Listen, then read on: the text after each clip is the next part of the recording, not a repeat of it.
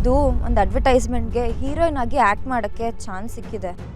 AJ uncle ನನ್ನ ಜೊತೆ act ಮಾಡಬೇಕು ಅಷ್ಟೇ. ಏನು ಎ.ಜೆ ನಿನ್ನ ಜೊತೆ ಆ್ಯಕ್ಟ್ ಮಾಡಬೇಕಾ?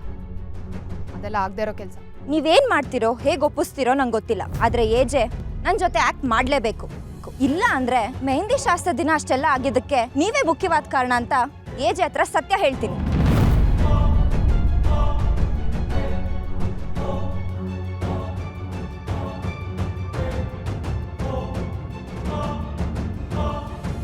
ಇದ್ರ ಬಗ್ಗೆ ಎಲ್ಲ ಡೀಟೇಲಾಗಿ ತಿಳ್ಕೊಂಡಿದ್ದೀರಲ್ಲ.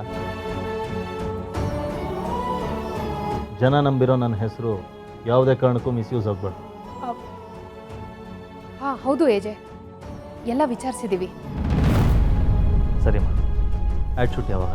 ಇವತ್ತೇ ಸರ್, ಈಗಲೇ ನಾನು ಲೊಕೇಶನ್ ಎಲ್ಲ ತಿಳ್ಕೊಂಡಿದ್ದೀನಿ. ಇವತ್ತಿನ ಸಂಜೆವರೆಗಿನ ಪ್ರೋಗ್ರಾಮ್ ಎಲ್ಲ ಹೋಲ್ಡಲ್ಲಿ ಇಟ್ಟಿದ್ದೀನಿ. ನಿಮ್ಮ ಡಿಸಿಷನ್ ಕೇಳಿ ಆಮೇಲೆ ಪ್ರೊಸೀಡ್ ಮಾಡೋಣ ಅಂದ್ಕೊಂಡೆ. ಅಂದರೆ ಇದ್ರ ಬಗ್ಗೆ ಈಗಾಗಲೇ ಡಿಸ್ಕಷನ್ನು ಆಗಿದೆ ಅಂತ ಆಯಿತು. ನೀನು ಈಗಾಗಲೇ ಎ.ಜೆ ಫೌಂಡೇಶನ್ ಅನ್ನೋ ಹೆಸರಲ್ಲಿ ಸಾವಿರಾರು ಜನ ಬಡವರಿಗೆ ಆಶ್ರಯ ನೀಡಿ ಹೊಟ್ಟೆ ತುಂಬಿಸ್ತಿದೀಯ. ಅಂಥದ್ರಲ್ಲಿ ನೀನು ಈ ಆ್ಯಡಿಗೆ ಒಪ್ಕೊಳ್ಳೋದ್ರಿಂದ ಇನ್ನಷ್ಟು ಜನರಿಗೆ ಸಹಾಯ ಆಗುತ್ತೆ ಅನ್ನೋದಾದರೆ ನೀನು ಖಂಡಿತ ಇಲ್ಲ ಅನ್ನೋದಿಲ್ಲ ಅಂತ ನನಗನ್ನಿಸ್ತಿತ್ತು. ಇದರಿಂದ ಮತ್ತಷ್ಟು ಜನಕ್ಕೆ ಸಹಾಯ ಆಗುತ್ತೆ, ಸಹಾಯ ಮಾಡಬೇಕು ಅನ್ನೋರಿಗೆ ಸ್ಫೂರ್ತಿ ಸಿಗುತ್ತೆ. ಅದೇ ಕಾರಣಕ್ಕೆ ಅಲ್ಲಮ್ಮ ನಾನು ಒಪ್ಕೊಂಡಿರೋದು. ನಾ ಹೊರಡ್ಬರ್ತೀನಿ. ಏ ವಿಶ್ವರೂಪ, ನನ್ನ ಮಗ ಹೀರೋ ಥರ ಕಾಣಬೇಕು. ಮಾ, ಅವರು ಹೀರೋನೇ ಅಜ್ಜಿ. ಹುಷಾರ್. ಥ್ಯಾಂಕ್ಸ್ ಅಜ್ಜಿ. ಇದಕ್ಕೆಲ್ಲ ಥ್ಯಾಂಕ್ಸ್ ಯಾಕಮ್ಮ? ಇಂಥ ಒಂದು ಪುಣ್ಯದ ಕೆಲಸದಲ್ಲಿ ನನ್ನ ಮಗ ಪಾಲ್ದಾರ ಅಂತಂದರೆ ನನಗೂ ಸಂತೋಷನೇ ಅಲ್ವಾ?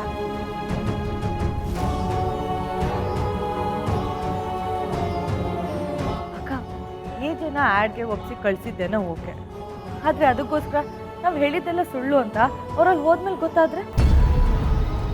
ಅದ್ರ ಬಗ್ಗೆ ನನಗೂ ಗೊತ್ತಿಲ್ಲ, ಆದರೆ ನಮಗೆ ಸುಳ್ಳು ಹೇಳದೆ ಬೇರೆ ವಿಧಿ ಇಲ್ಲ. ಎ.ಜೆ ಬರೋವರೆಗೂ ನೆಮ್ಮದಿನೂ ಇಲ್ಲ.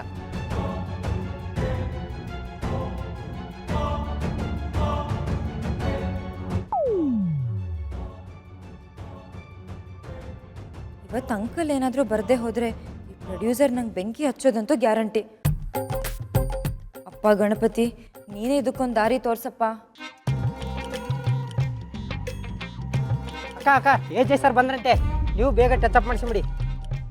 ಅಪ್ಪ ದೇವ್ರೆ, ಅಂತೂ ನೀನು ಬದುಕಿಸ್ಬಿಟ್ಟೆ. ಇಲ್ಲಾಂದರೆ ಅನ್ಯಾಯವಾಗಿ ದುರ್ಗಾ ಅಕ್ಕನ ಸಾವಾಗ್ತಿತ್ತು. ಇಲ್ಲಿ ನೋಡಿ, ಎ.ಜೆ ಅವ್ರ ಮುಂದೆ ಒಂದು ಸಣ್ಣ ಮಿಸ್ಟೇಕ್ ಆಗದೆ ಇರೋಗಿ ನೋಡ್ಕೊಳ್ಳಿ, ಆಯಿತಾ?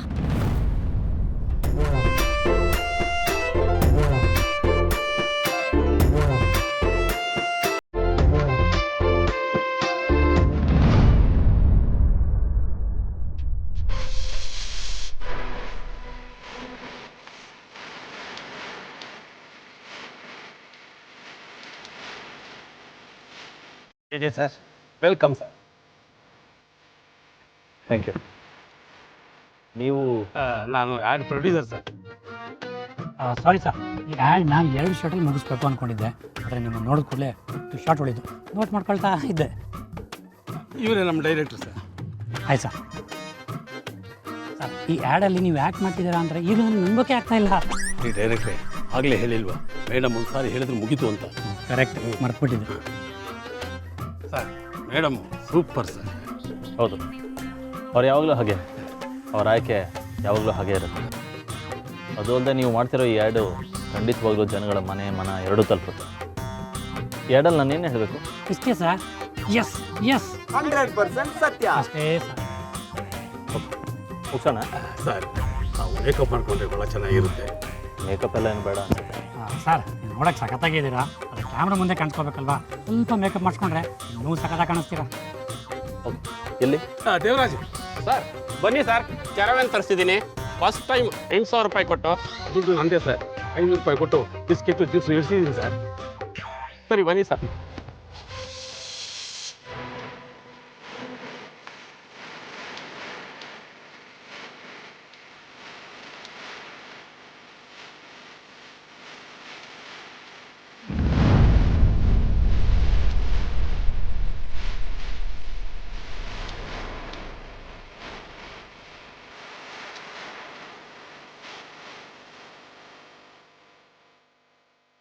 ಏನಮ್ಮ ಇದೆಲ್ಲ ನನಗೆ ಯಾಕೆ ತೋರಿಸ್ತಾ ಇದ್ದೀರಿ? ಇದೆಲ್ಲ ನಮ್ಗೆ ಅತ್ತೆ ಆಗಿ ಬರೋರ್ಗೆ ಅಂತ ತರಿಸಿರೋ ಒಡವೆಗಳಜ್ಜಿ. ನೀವು ನೋಡಿ ಸೆಲೆಕ್ಟ್ ಮಾಡಿ. ಇದರಲ್ಲಿ ಅವ್ರಿಗೆ ಯಾವ್ದು ಸೆಲೆಕ್ಟ್ ಆಗುತ್ತೆ ಅನ್ನೋದನ್ನ ನೀವೇ ಚೂಸ್ ಮಾಡಿ ಹೇಳಿ. ಹೌದಜ್ಜಿ, ಇನ್ನೇನು ಮದುವೆ ಕೆಲಸಗಳೆಲ್ಲ ಶುರು ಆಗ್ಬಿಡತ್ತೆ. ಓಡಾಟದ ಬ್ಯುಸಿನಲ್ಲಿ ಒಡವೆ ಸೆಲೆಕ್ಟ್ ಮಾಡೋದಕ್ಕೆ ಟೈಮೇ ಸಿಗೋದಿಲ್ಲ. ಅಜ್ಜಿ, ನಾಳೆಯಿಂದ ಅರ್ಶಿನ ಶಾಸ್ತ್ರ ಕೆಲಸಗಳು ಶುರು. ಡಾನ್ಸ್ ಪ್ರೋಗ್ರಾಮು, ಅರ್ಶಿನದ ಶಾಸ್ತ್ರ, ಅದು ಇದು ಅಂತ ನಾವು ನಿಮ್ಮ ಕೈಗೂ ಸಿಗೋದಿಲ್ಲ ಆಮೇಲೆ. ಅದಕ್ಕೆ ನಿಮ್ಮ ಸೊಸೆಗೆ ಅಂದರೆ ನಮ್ಮ ಅತ್ತೆಗೆ ಯಾವ ಒಡವೆ ಸೂಟ್ ಆಗುತ್ತೋ ಅದನ್ನು ನೀವೇ ಸೆಲೆಕ್ಟ್ ಮಾಡಿ ಹೇಳಿ.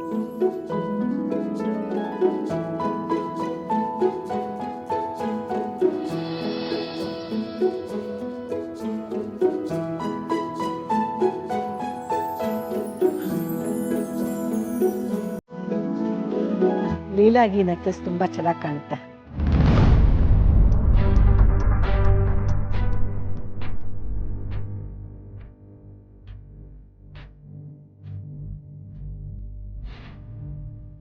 ನೀಲ ಸಡ್ಗಿರೋದ್ರಿಂದ ಅವಳಿಗೆ ಈ ಬಳೆ ಸೂಟ್ ಆಗುತ್ತೆ. ಓಲೇನೂ ಅಷ್ಟೇ, ಅವಳ ಮುಖಕ್ಕಿಂತ ದೊಡ್ಡದಾಗಿರ್ಬಾರ್ದು, ಯಾಕೆಂದ್ರೆ ಅವಳು ತುಂಬ ಪುಟಾಣಿ ಮುಖ.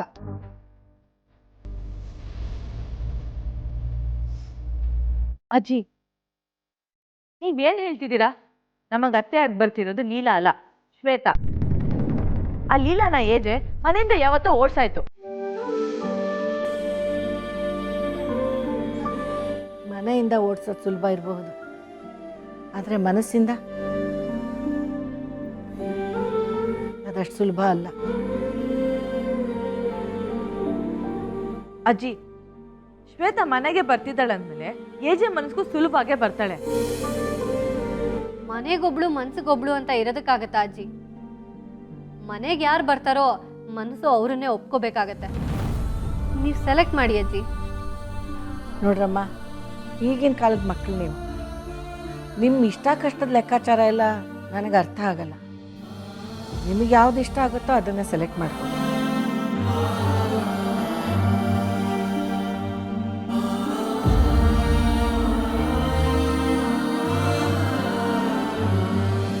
ಏನಕ್ಕ ಇದು? ಅಜ್ಜಿ ಇನ್ನೂ ಲೀಲನ್ ಭಜನೆನೇ ಮಾಡ್ತಿದ್ದಾರೆ. ಅವಳು ಈ ಕಥೆಯಿಂದ ಎಕ್ಸಿಟ್ ಆದ್ರೂ ಇನ್ನೂ ಅವಳ ಹೆಸರು ಇಲ್ಲೇ ಓಡಾಡ್ತಿದ್ಯಲ್ಲಕ್ಕ. ಇಲ್ಲ, ಅವಳಿನ್ನೂ ಕಥೆಯಿಂದ ಎಕ್ಸಿಟ್ ಆಗಿಲ್ಲ. ಅವಳಿನ್ನೂ ಕಥೆಯಲ್ಲೇ ಇದ್ದಾಳೆ. ಅಕ್ಕ, ಏಜೆ ಶೂಟಿಂಗಿಗೆ ಹೋಗಿದಾರಲ್ಲ, ಅಲ್ಲೇನಾದ್ರೂ ಲೀಲನ ನೋಡ್ಬಿಟ್ರೆ ಆಗ ನಮ್ ಗತಿ?